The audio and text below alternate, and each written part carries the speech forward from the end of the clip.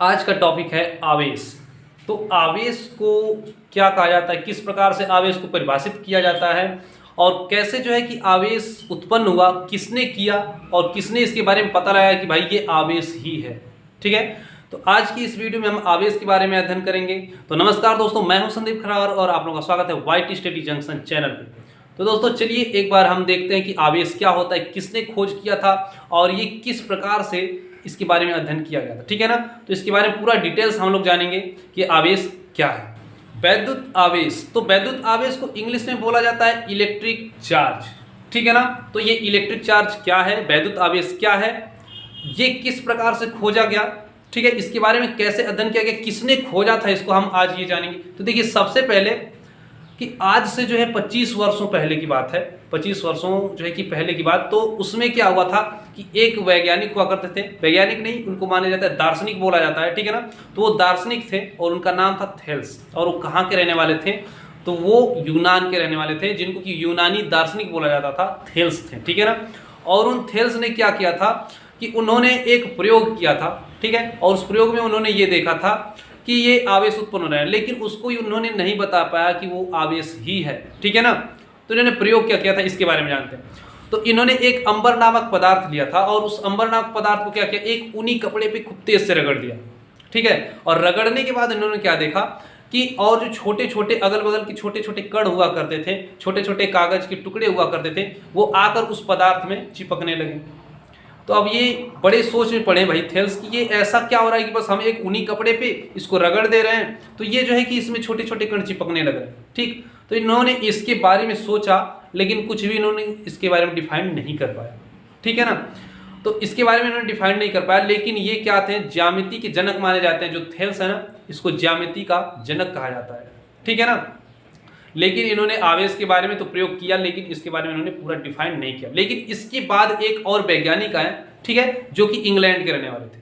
ठीक, और इनका नाम था गिलबर्ट, यानी डॉक्टर गिलबर्ट। डॉक्टर गिलबर्ट जो थे ये क्या किए थे कि ये भी आए और कहे कि भाई जो थेल्स हैं, थेल्स ने क्या प्रयोग किया था हम भी एक बार देख लें। ठीक है, हम जो है कि कुछ न कुछ डिफाइन कर सकते हैं, इन्होंने ये सोचा था। ठीक है ना, तो ये आए और उनके प्रयोगों को देखें कि भाई इन्होंने क्या किया, एक अंबर नामक पदार्थ को लिया था और इसको एक ऊनी कपड़े पर रगड़ के देखा, तो इसमें से क्या, उसमें छोटे छोटे पदार्थ, छोटे छोटे कण चिपकने लगे थे। तो इन्होंने भी एक जो है कि प्रयोग किया। ठीक है, एक लाख नामक पदार्थ को लिया। लाख का मतलब वही आपका जैसे कपूर हुआ, लाख हुआ, ये सब चीजें जो रहती हैं, या फाइबर कोई प्लास्टिक हुआ। ठीक है ना, तो ऐसा इन्होंने एक पदार्थ लिया और इसको क्या किया, एक कपड़े पे रगड़ा, ऊनी कपड़े पे रगड़ा इन्होंने भी, और देखा कि ये छोटे छोटे पदार्थ जो होते हैं, छोटे छोटे कण जो होते हैं, हल्के कण होते हैं जो, वो आकर उसमें चिपकने लगे। ठीक, तो इन्होंने बहुत सोचा और बहुत सोचने के बाद क्या किया कि इन्होंने ये पता लगाया कि ये जो पदार्थ है और किसी दूसरे पदार्थ के संपर्क में लाकर उसको रगड़ते हैं तो उसके बीच एक घर्षण बल उत्पन्न होता है, घर्षण उत्पन्न होता है। ठीक है ना, और उस घर्षण के कारण ही उसमें क्या हो जाता है, आकर्षण और प्रतिकर्षण बल उत्पन्न हो जाता है, जिसके कारण कि वो क्या करता है, वो जो पदार्थ जो रगड़ा जाता है वो किसी हल्के वस्तु को अपनी ओर खींच लेता है। ठीक है ना, तो सबसे पहले अगर आपको लिखना हो तो लिख सकते हैं कि ये जो थेल्स थे ये कहाँ के थे, तो जो थेल्स थे ये 2500 वर्ष पहले आए थे, 2500 वर्ष पहले आए थे और इनका नाम था क्या, थेल्स था। और ये रहने वाले कहाँ के थे, तो यूनान के थे। ठीक है ना, यूनानी बोला जाता है इनको। और ये एक प्रकार के क्या थे, तो ये थे दार्शनिक। ठीक है ना, दार्शनिक वो होते हैं जो लोग क्या करते हैं, कोई ना कोई अपना मत और विचार देते हैं, तो उनको कहा जाता है दार्शनिक। तो ये जो थेल्स थे ना, ये एक प्रकार के दार्शनिक थे। इन्होंने पता लगाया था, इसका प्रयोग किया था आवेश के ऊपर, लेकिन इन्होंने उसके बारे में डिफाइन नहीं किया। लेकिन इन्हीं के जस्ट बाद एक और आए थे, तो उनका नाम था क्या, तो उनका नाम था डॉक्टर गिलबर्ट। ठीक है ना, डॉक्टर गिलबर्ट, गिलबर्ट। और ये कहाँ के थे, तो ये इंग्लैंड के रहने वाले थे। ठीक है ना, इंग्लैंड के, और ये एक प्रकार के वैज्ञानिक थे। ठीक है ना, वैज्ञानिक। और इन्होंने पता लगाया कि जब हम किसी दो पदार्थों को संपर्क में लाते हैं तो उनके बीच घर्षण उत्पन्न होता है और उस घर्षण के कारण उसमें आकर्षण और प्रतिकर्षण उत्पन्न होता है, जिसके कारण कोई भी पदार्थ, कोई भी छोटा कण, कोई भी हल्की वस्तु आकर उस पदार्थ में चिपक जाती है। ठीक है ना। तो देखिए ये तो इन्होंने पता लगाया, लेकिन इसके बारे में आगे इन्होंने कुछ नहीं बताया, बस इसके बारे में बस यही डिफाइन किया भाई कि ये क्या होता है कि अगर हम रगड़ें किसी वस्तु में तो इसके बीच आकर्षण और प्रतिकर्षण उत्पन्न हो जाएगा, जिसके कारण कोई भी वस्तु आकर इसमें चिपक जाएगी, बस काम खत्म, ठीक है ना। तो इसके बारे में एक और वैज्ञानिक आए थे और उन्होंने भी जो है कि इसके बारे में कुछ अध्ययन किया था, कुछ बताया था, ठीक है ना। तो ये जो गिलबर्ट थे, इसने परिभाषा दिया आवेश का कि जब हम किसी दो वस्तुओं के बीच क्या करें, घर्षण उत्पन्न करें, या कहने का मतलब किसी दो वस्तु को संपर्क में लाएं तो उनके बीच घर्षण बल उत्पन्न होता है, जिसको कि आवेश कहा जाता है, ठीक। तो यहां से आपका परिभाषा बन जाता है कि आवेश उसे कहा जाता है जब किसी वस्तु को हम क्या संपर्क में लाते हैं और उनके बीच घर्षण बल उत्पन्न होता है, जिसके कारण आकर्षण और प्रतिकर्षण बल उत्पन्न हो जाता है, तो उस क्रिया को आवेश कहा जाता है। और जब वो आवेश का गुण जो है कि ग्रहण कर लेता है वस्तु, तो उस वस्तु को वैद्युतमय वस्तु कहा जाता है। तो आवेश के बारे में इतना सब कुछ पता होने के बाद जो है बहुत वर्षों बाद एक और वैज्ञानिक आए जिनका नाम था बेंजामिन फ्रैंकलिन।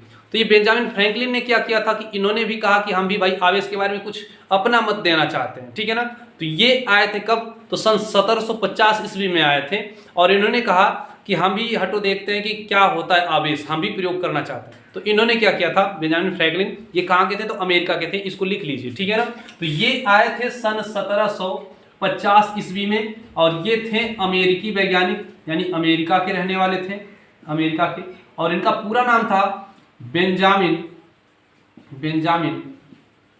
फ्रैंकलिन, ठीक। अब इन्होंने क्या प्रयोग किया था, इन्होंने चार चीजें ली, और चार चीजों में क्या ली, तो एक कांच का छड़ लिया, एक आबनूस का छड़ लिया, आबनूस का मतलब जैसे फाइबर प्लास्टिक या, ठीक है ना, तो आबनूस का छड़ लिया, और इसके बाद एक रेशम का कपड़ा लिया और एक बिल्ली का खाल लिया, ठीक, प्रयोग करने के लिए।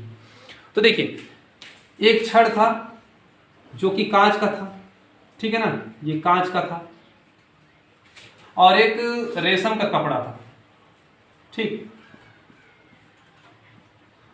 रेशम का कपड़ा, और एक और इन्होंने छड़ लिया था जिसका नाम था क्या, आबनूस का, आबनूस, ठीक है ना, और एक बिल्ली का ऐसा खाल लिया था।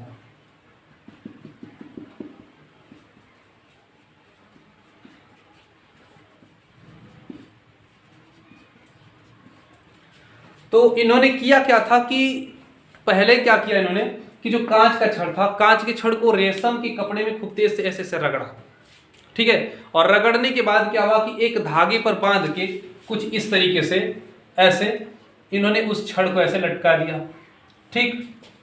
फिर क्या हुआ कि इस आबनूस के छड़ को भी इन्होंने क्या किया, बिल्ली के खाल पर रगड़ा, ठीक है ना। इसको ध्यान दीजिएगा, कांच को रेशम पर और इसको बिल्ली के खाल पर रगड़ा, और रगड़ के जस्ट इसी के बगल में यहां पर इस छड़ को ऐसे लटका दिया, ठीक। तो इन्होंने इस प्रयोग में ये देखा कि जब इन दोनों को रगड़ के यहाँ पे लटकाया जा रहा है तो ये जो आबनूस का छड़ था ये क्या करा, इसको अपनी ओर खींच लिया, यानी कि ये दोनों जाकर एक ही में चिपक गए, ठीक। तो इन्होंने कहा कि भाई ये तो अलग अलग हो गए, यानी कि एक आबनूस का था एक कांच का था, इनको रगड़ के हमने जो है कि एक जगह लटकाया तो ये चिपक गया, ऐसा क्या। तो इन्होंने फिर दिमाग लगाया, अच्छा ये एक बार काम करते हैं कि इसको हटा दे रहे हैं, एक और कांच का छड़ लेके कांच के बगल में एक और कांच का छड़ लटका दे रहे हैं रगड़ के, ठीक है ना। तो इन्होंने क्या किया, दोबारा फिर से एक बार प्रयोग किया और दो कांच का छड़ लिया, ठीक है ना, ऐसे दो कांच के छड़ ले लिए और इसको एक बार इसमें रगड़ कर यहाँ पे लटका दिया और इसको एक बार यहाँ पर रगड़ कर इसको यहाँ पे लटका दिया। तो जब दोनों को साथ में लटकाया ना तो ये क्या हुआ कि ये दोनों कांच के छड़ ऐसे लटके हुए थे ना यहाँ पे ऐसे, तो ये ऐसे दूर भागने लगे, ठीक। तो जब ये दूर भागने लगे तो फिर कहीं अरे यार ये तो फिर दूर भाग रहा है, अभी नजदीक आ रहा था अब ये दूर भाग रहा है, ठीक। फिर क्या हुआ, फिर इन्होंने कहा कि अच्छा एक और दिमाग लगाते हैं, एक बार ये देखते हैं कि आबनूस का छड़ है जो इसको लटका के देखते हैं, ठीक है ना। तो इसको जब इसने किया तो यहाँ पर क्या कि दो आबनूस का छड़ लिया, एक और आबनूस का छड़ मंगाया और कहा कि भाई इसको बिल्ली की खाल में रगड़ो, इसको भी रगड़ो और दोनों को फिर यहाँ पे लटका दो। तो इन्होंने जब इन दोनों को लटकाया तो क्या हुआ कि ये दोनों आपस में, ठीक है ना, जो है कि दूर भागने लगे। फिर उन्होंने कहा कि भाई जब हम आबनूस दोनों छड़ जो है कि बराबर आवेशों की छड़ जब हम रख रहे हैं तो ये भाग रहे हैं, दूर भाग रहे हैं, और अगर अलग अलग हो जा रहे हैं तो ये नजदीक आ जा रहे हैं, ऐसा क्या हो रहा है, ठीक है ना। तो इन्होंने पता लगाया कि जो सजातीय होते हैं, सजातीय का मतलब कि एक ही जाति के, ठीक। तो इसने कहा था कि भाई जब हम रगड़ते हैं किसी वस्तु को तो क्या होता है, उनमें आकर्षण प्रतिकर्षण उत्पन्न होता है, जिसको कि क्या कहते हैं, आवेश कहते हैं। तो अब इसको रगड़ेंगे तो इसमें आवेश उत्पन्न हुआ, इसको भी रगड़ेंगे तो इसमें भी आवेश उत्पन्न हुआ, तो ये सजातीय आवेश कहे जाएंगे, सजातीय आवेश की वस्तु, क्योंकि एक ही जाति के हैं और दोनों में आवेश उत्पन्न है, ठीक। तो जब सजातीय आवेशित वस्तु को आप एक दूसरे के नजदीक लाते हैं तो वो दूर भागता है, और जब आप विजातीय, विजातीय का मतलब कि अलग अलग जाति के होने चाहिए, एक कांच का एक आवन उसका, ठीक है, और इसको जब नजदीक लाते हैं तो ये आपस में चिपक जाते हैं, ठीक। तो इन्होंने कहा था कि जो दूर दूर भागते हैं, ठीक, वो क्या है, धन आवेशित वस्तु होते हैं, ठीक है ना। मतलब कि जो आवेश था, इन्होंने कहा था कि एक तो दूर भाग रहा है, एक नजदीक आ रहा है, इसका मतलब कि जो आवेश है ये दो प्रकार का होगा, और वो दो प्रकार का कौन सा, तो इन्होंने कहा था कि जो आवेशित वस्तु सजातीय होंगे और वो दूर भागेंगे तो उनको हम कहेंगे धन आवेश, और जो नजदीक आएंगे चिपक जाएंगे उनको कहेंगे ऋण आवेश, जो जिसको खींच के जो चिपका लेगा अपने में तो वो वस्तु क्या रहेगा, ऋण आवेश रहेगा, ठीक है ना। तो कहने का मतलब कि जो सजातीय आवेश थे उनको धन आवेशित इन्होंने कहा, जो विजातीय थे जो कि आकर्षित कर लेते थे उनको कहा था कि ये क्या है, ऋण आवेश है, ठीक है ना। तो देखिए इन्होंने पता लगाया कि जो आवेश है ये दो प्रकार के होते हैं, एक धन आवेश होता है, एक ऋण आवेश होता है, ठीक है। और आवेश के बारे में इन्होंने ये बताया था कि जब हम किसी दो वस्तु को रगड़ते हैं, संपर्क में लाते हैं तो इनके बीच आकर्षण प्रतिकर्षण के कारण आवेश उत्पन्न हो जाता है, ठीक है ना, तो उसको आवेश कहते हैं, ठीक। और आवेश होते हैं दो प्रकार के, ऋण आवेश होते हैं और धन आवेश होते हैं, ठीक है ना। और यदि जब दो वस्तुएं एक ही जो है कि आवेश के होते हैं तो वो अपने से दूर भागते हैं, और ये बराबर आवेश के नहीं होते हैं, एक ज्यादा आवेश है तो एक कम हो तो क्या होता है, ये नजदीक आ जाते हैं, ठीक है ना। तो ये धन आवेशित और ऋण आवेशित होते हैं, और धन आवेश और ऋण आवेश के बारे में एक और वीडियो बनाई जाएगी जिसके बारे में पूरा डिफाइन करके बताया जाएगा कि ये धन आवेश क्या होता है, ऋण आवेश क्या होता है। फिलहाल में आज का टॉपिक था आवेश, तो आवेश किसे कहा जाता है, तो हमें आशा है कि आपको समझ में आ गया होगा कि जब हम किसी वस्तु को एक दूसरे के संपर्क में लाते हैं तो आकर्षण प्रतिकर्षण के बाद क्या होता है, उसमें आकर्षण जो है कि आवेश उत्पन्न होता है, ठीक है ना। तो अगर ये दोस्तों आपको वीडियो पसंद आया हो तो एक बार लाइक सब्सक्राइब शेयर कर दीजिएगा, और अगली वीडियो आपका आएगा धन आवेशित और ऋण आवेशित के ऊपर कि हम धन आवेशित और ऋण आवेशित को कैसे बता सकते हैं कि कौन धन आवेशित है कौन ऋण आवेशित है, ठीक है ना। तो तब तक के लिए नमस्कार, और इस वीडियो को एक बार शेयर कर दीजिए।